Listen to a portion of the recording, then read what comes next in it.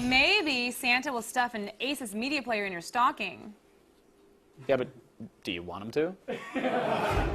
Streaming media centers are on the rise, and Asus is right at the front lines with their new O-Play. This device uses your home network by streaming content from your PC or network-attached storage directly to your TV, and all in glorious 1080p. Plus, it supports practically any multimedia format, so upgrade your home theater for $99. All right, so this is yet another media player that will bring content from your PC or network to your TV, and it does fit in with all of your other components since it is pretty inconspicuous right here. But do you think it has enough inputs to drop it just right next to your TV and go? Yeah, almost. The setup is pretty easy. You plug it into your TV and then plug it into your network and turn it on. Ta-da! It has composite and HDMI outputs. It has a LAN port for networking and both a USB and eSATA port for attaching external storage. Now, there's no internal storage capabilities, so you cannot slap a hard drive inside of this thing. And a huge drawback for me, no Wi-Fi. It'd be nice to get some of that media going. But then again, for 1080p content, normally that stutters and buffers anyways over wireless, so maybe it's better they went that Here's route. the thing, is like when you're usually navigating on these things on the interface, it kind of feels like you're using an FTP server, which is boring. Yeah, it's really ugly interface typically.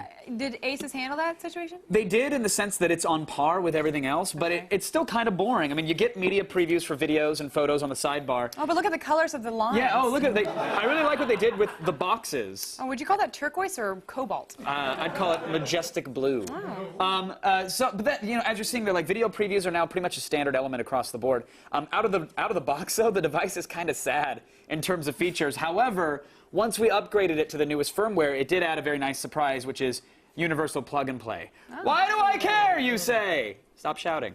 It allows you to connect to services like PlayOn, which allows you to stream Netflix or YouTube or Hulu from your PC onto the device. So that's a very cool feature to have. Be nice if it was out of the box, but at least you can upgrade the firmware. Other than that, you can copy and paste between external storage and your network. I know you love that.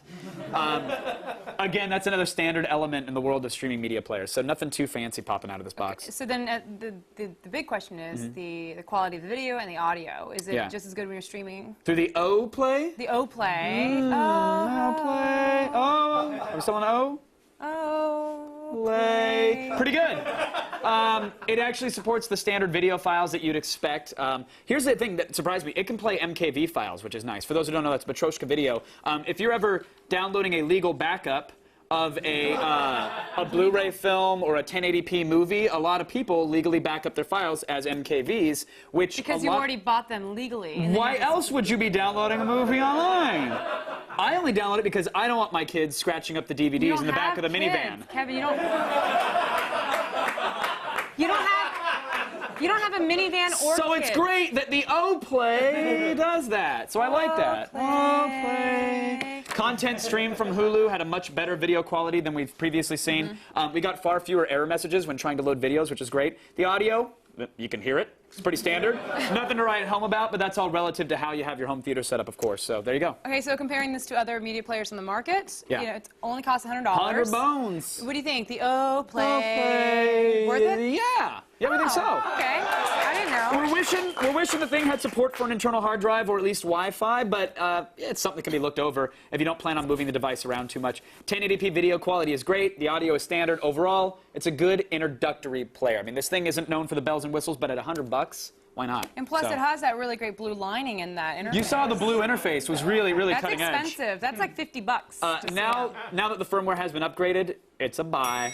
What? There it is.